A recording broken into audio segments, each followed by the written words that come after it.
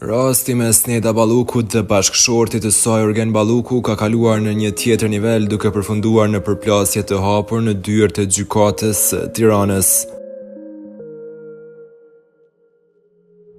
Gjithçka nisi me 16 janar kur gjykata lëshoi një urdhër mbrojtjeje të menjëhershëm për Neda Ballukun pas pretendimeve të saj për dhunë të ushtruar nga bashkëshorti. Pak ditë më pas, Urgeni është drejtuar po ashtu drejtësisë duke kërkuar mbrojtje. Ai pretendon se është viktimë e dhunës së vazhdueshme verbale dhe psikologjike, duke renditur fjalë ofenduese dhe kërcënime të rënda, që sipas tij janë drejtuar nga bashkëshortja. Kam pasur shqetësime të vazhdueshme nga bashkëshortja ime Neda Balluku dhe do të kërkoj të pajisem me urdhër të menjëhershëm mbrojtjeje për vete dhe djalin tim.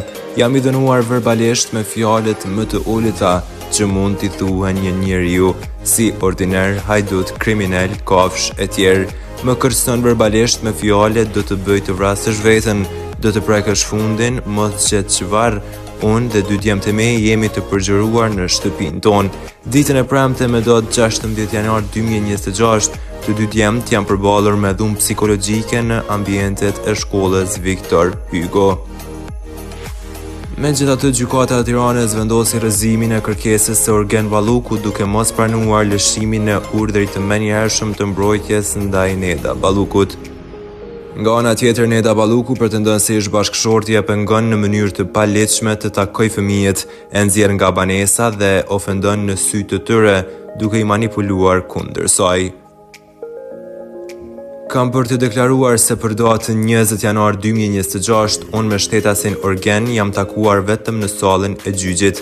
Nuk e kam kërcënuar apo dhunuar fizikisht apo psikologjikisht këtë shtetas.